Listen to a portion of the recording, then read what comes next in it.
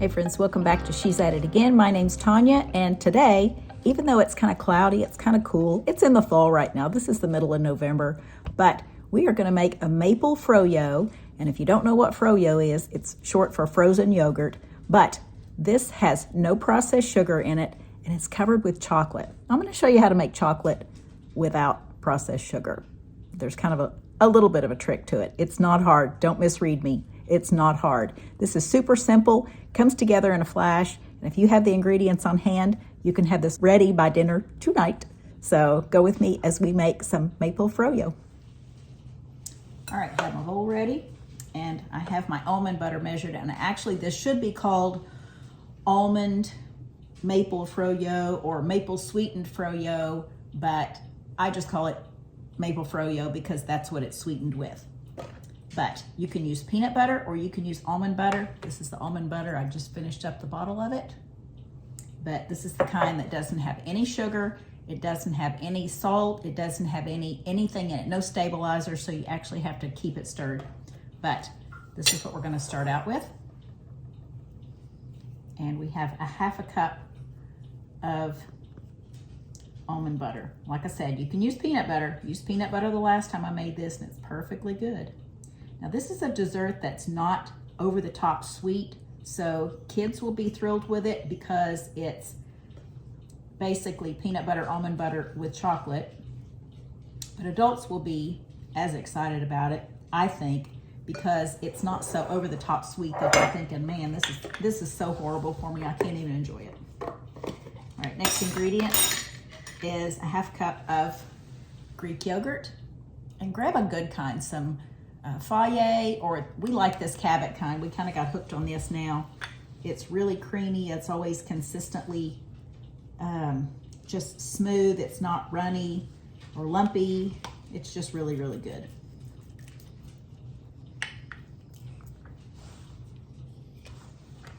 So half cup of nut butter, half cup of yogurt, Greek yogurt.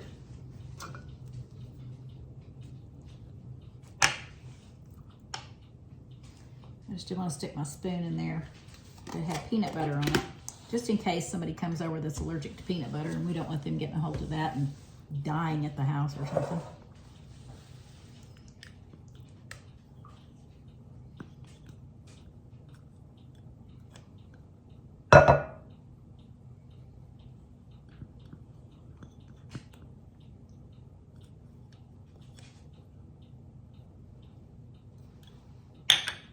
All right, I'm gonna put a tiny bit of salt in there, only because my almond butter doesn't have salt, and I buy peanut butter that doesn't have salt either. So I'm just gonna add a tiny bit. When I say a tiny bit, like a little speck of it. This is 1/4 teaspoon, and it's probably 1/4 of that, so a 1/16 of a teaspoon, or a pinch of salt.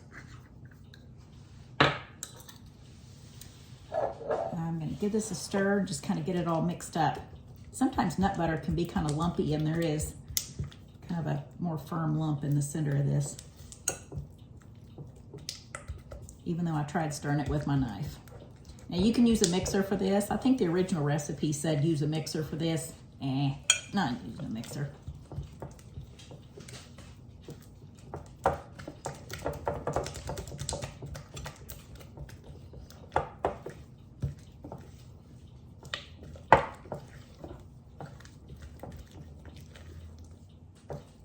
Again, this is peanut butter without sugar in it, or I'm sorry, almond butter without sugar in it. They have so many on the market that have stabilizers in them to keep it from the nuts from separating from the oil, and I don't buy that kind.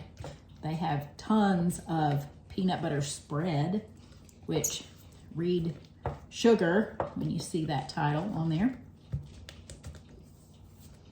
Man, these really do have some tough lumps down in there.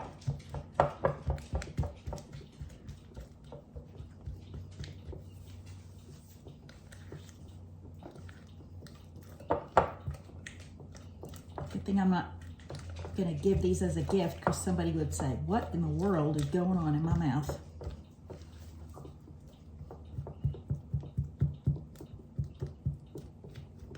Okay, oh, this smells so good.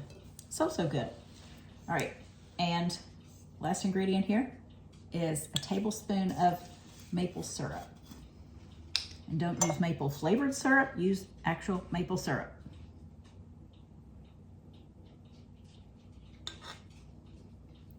We love us some maple syrup. I'm sure this would be much smoother if I were to use a mixer. So if you want to use a mixer, totally fine. I just don't have it out, so I'm not going to use it. But word of warning, if your nut butter has kind of some lumpy dumpies in it, go ahead and get the mixer out.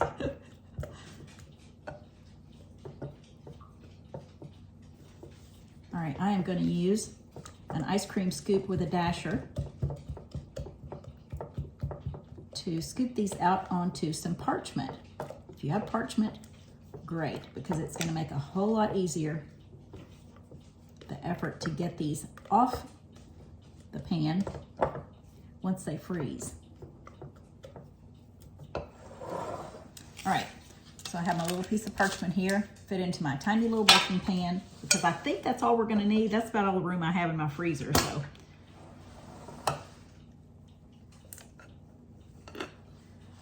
So here's a level scoop of that. And when I made this the other day, it made about 5 of these. So let's see if I can fit 5 on this paper. I have to leave room for the little sticks that I'm putting in them, the little craft sticks. I gotta get all this out of the pan, or out of the bowl. It's against the rules to leave it in there. Number one, I will wind up eating it before I wash the bowl out. But other than that, I just don't like a bunch of waste. And I want them all to be the same size too.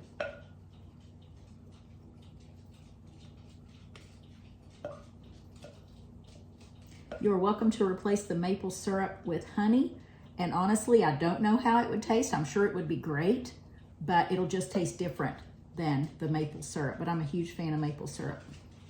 But either one of those would be considered not a processed sugar, and so they would still be a better choice.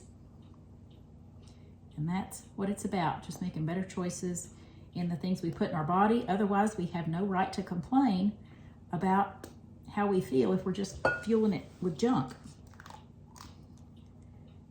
All right, we have all those in there, and I have my wooden popsicle sticks here.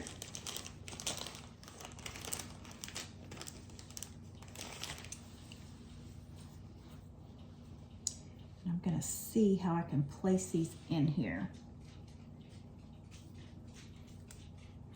I'll probably wind up getting it on my fingers. Yep, right there. Maybe I could put this in there sideways.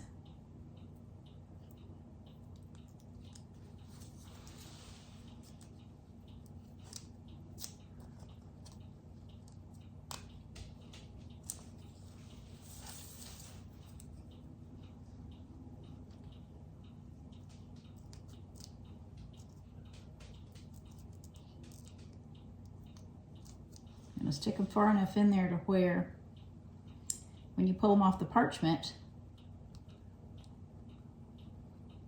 this part isn't going to come off the stick. Okay, so you see how we have our sticks in there. I should have separated these a little bit further apart and given myself more room, but oh well. Then I would have had to separate these two. All right, we're going to pop these in the freezer. And in the meantime, we're going to make our chocolate coating to go on top of these. But I'm going to wait just a little while because I don't want to make the chocolate coating and then it firm up before these come out of the freezer. So I'll make sure that these are good and frozen, and then I'll turn the camera back on and we will make our chocolate with no processed sugar. So that's gonna be fun. And you can use that for anything. You can even eat it by itself. It's so exciting. All right, we'll be right back. Okay, I checked our little things in the freezer and they're not quite frozen yet. I don't really know how hard they get when they're frozen because we've always eaten them before they got that cold. So we just stick them in the fridge, give them a little bit cold, and eat them right then. But these are, nonetheless, they're very, very cold. So we're going to go ahead and make our chocolate and drizzle over those. So I'm going to set this down here so you can see the pan and see what we're doing. And I have my little saucepan. This is my stainless steel saucepan, and it's got a super heavy bottom on it, so that's what we want, something that's not going to scorch. I'm going to turn the heat on very, very low because all I need to do is just get this melted. And the first thing I want to do is put in 3 tablespoons of coconut oil.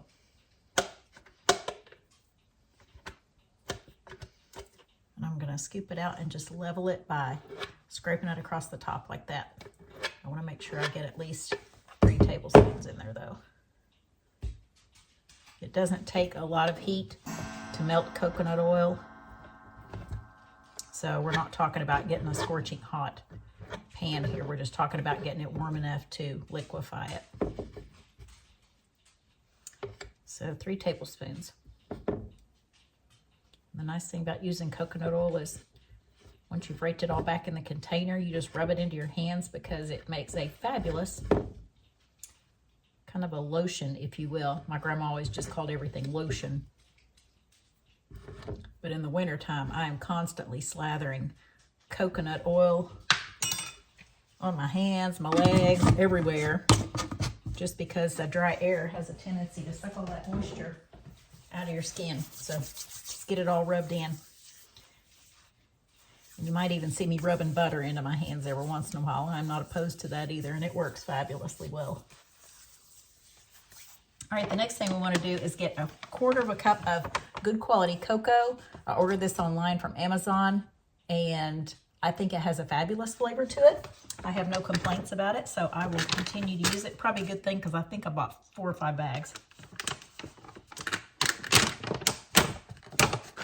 Just be careful when you open it up because sometimes it has a tendency to poof, kind of this little cloud of cocoa out at you. I'm just going to dip it in there and level it off with the side of the bag.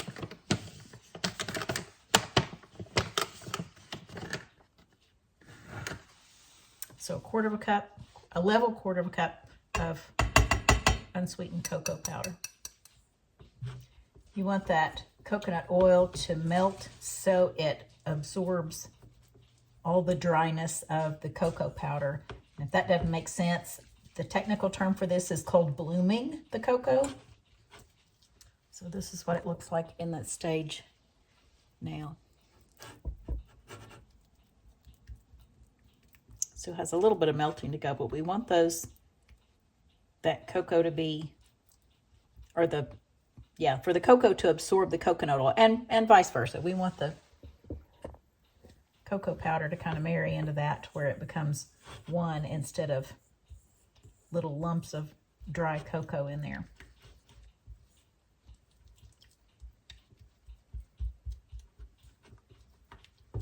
At this point, I'm going to go ahead and add about 1/4 teaspoon of good quality vanilla. This is my homemade vanilla.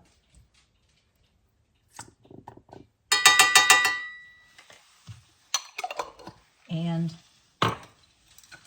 about 1/8 teaspoon of salt. I'm going to put it right on that little pile of vanilla down there just so the salt will be more apt to dissolve.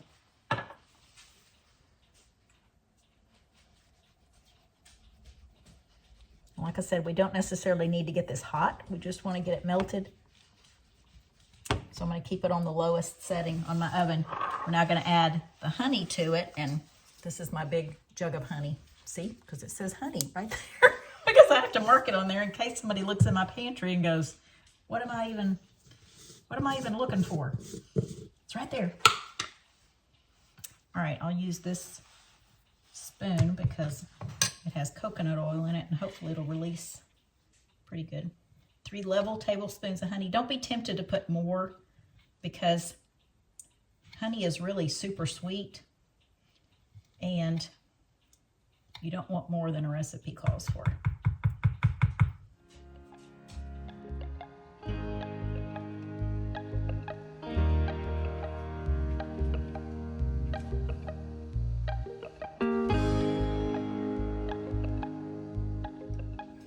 If we just stopped right here, stirred this all together, and poured it in some kind of a form where it could release after it chills, this would be a perfect little candy bar or a snack if you put it in little separate containers.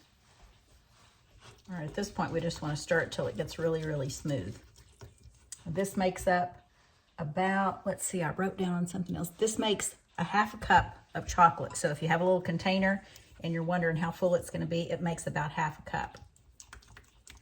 This has a lower glycemic index because of the honey, and again, not processed sugar. That's the key to this. So we have maple syrup sweetening the inside part of that, and then honey sweetening the chocolate glaze that's going on it.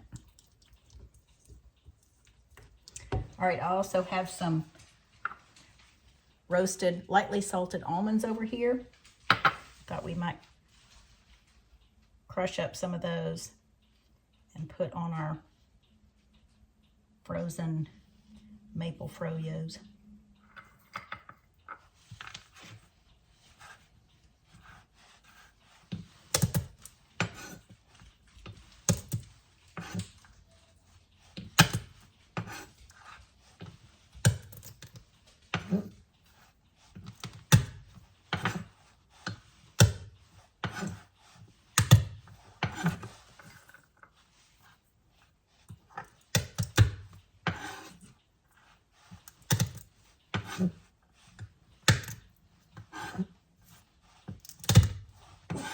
All I'm doing is just chunking these up so it won't be giant pieces of almonds on top of the desserts. It'll be a little easier to sprinkle if they're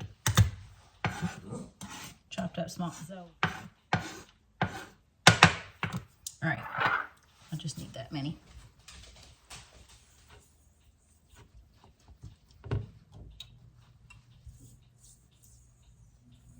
I still see a little bit of like a granular effect in there from the honey. So I want to make sure that's down as smooth as possible before I start using it to drizzle over our desserts. You could also replace the cocoa in this with carob powder. I use a lot of carob powder, but I've never done it in this dessert, but I'm sure it would be fine. I love carob.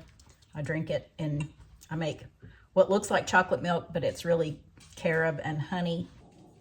I drink that for breakfast pretty much every morning. And I love the taste of it. Now, some people might taste it and say, that doesn't taste anything like chocolate. Maybe it's just my imagination because it looks like chocolate, but to me, it tastes like chocolate. And I'm kind of an expert at chocolate because I've been eating it a long time. All right, I'm gonna turn the heat off there, and I'm gonna go out and get our frozen little Froyos. All right, we obviously have to work fast because these are frozen. Well, kind of frozen. Yeah, they're frozen pretty good. All right, so I'm going to pull this off. Because it's on parchment, I can do this. And this is what it looks like.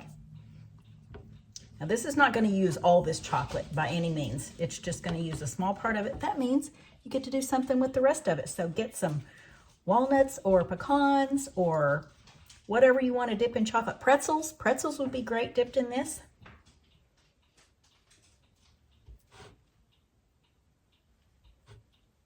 Just going to kind of drizzle this over it like that.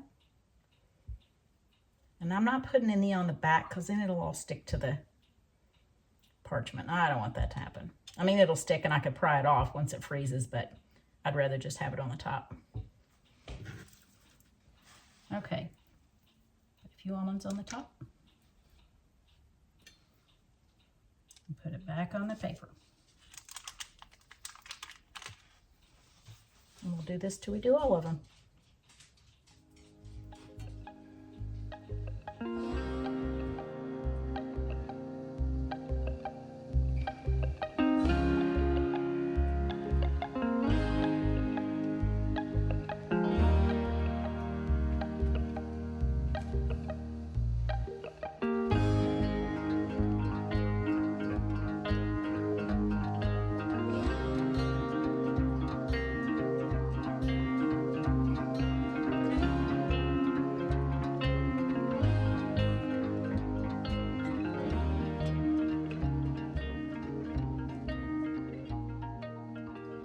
Y'all, this chocolate smells so good.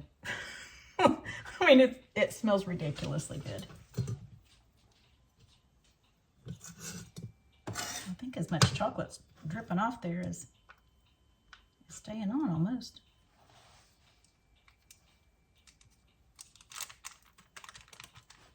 Okay, last one. Okay, there we go. We're gonna pop these back in the freezer. And you can see this one's kind of frosted looking because it's so cold from the insides. Okay, pop these back in the freezer, and then I'll let you see what they look like when they come out.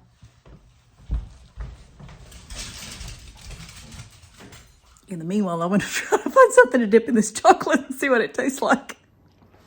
Okay, here we go. This is our final product, and yes, they are frozen. Remember, I didn't do the back, but I did the front. Are these not too cute? Look how fun that is. So the guys are coming to do my maintenance check on my air conditioner tomorrow, and guess who's going to get one of these when they leave? Actually, when they get here, probably.